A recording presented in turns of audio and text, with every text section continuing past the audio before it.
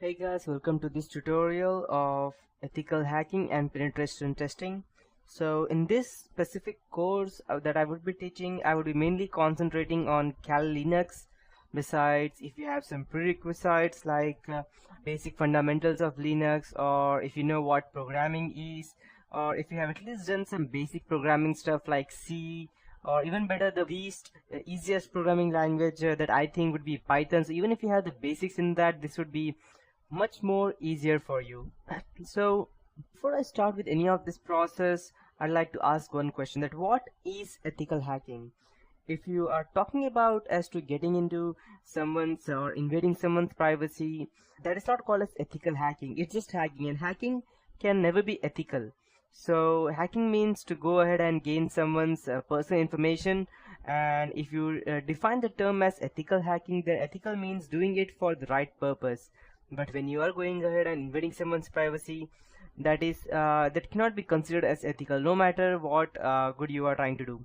So at that point of time, there was a time when there were a lot of people computer in 1990s, and the computers were just came into existence. The Google just came into existence.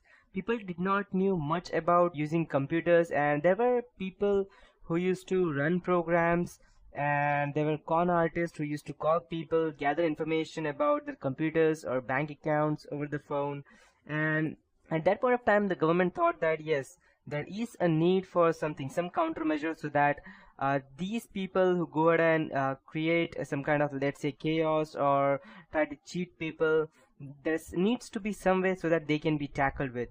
So at that point of time, the government came in, this kind of ethical hacking came into existence, and they defined this term as ethical hacking.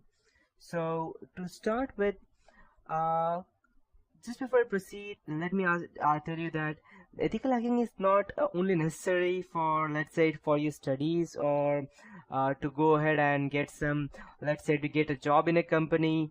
If you're just doing this for getting a job in a company, then let me tell you that it's not that easy.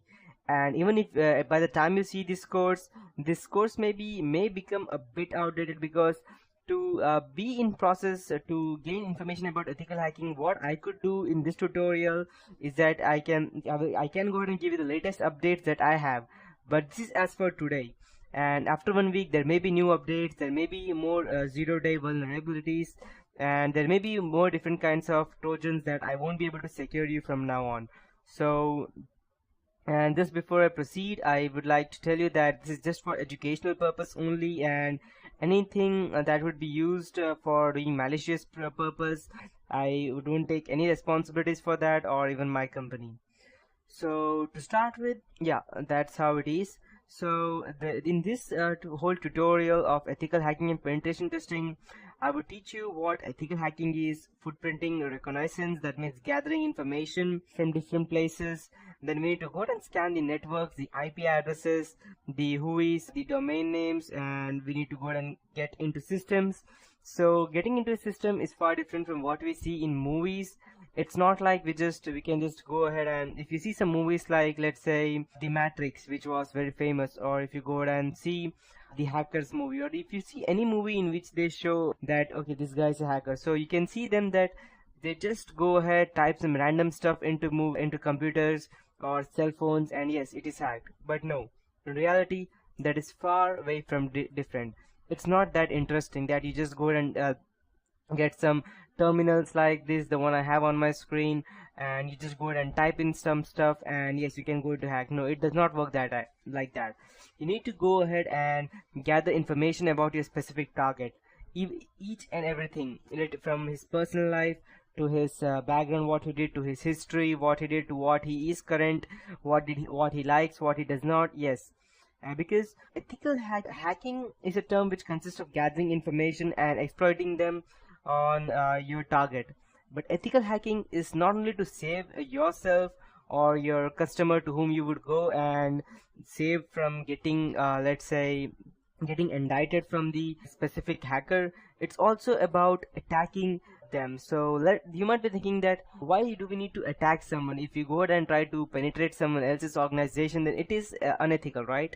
Yes, that is unethical. But if you get the permission, then it is not. So there are some, not some, I can say that most of the organizations allow penetration testing on their firms. The reason being that they need to know that if there are some hackers out there, and so how could they go ahead and save themselves from them? So they go ahead and authorize a penetration.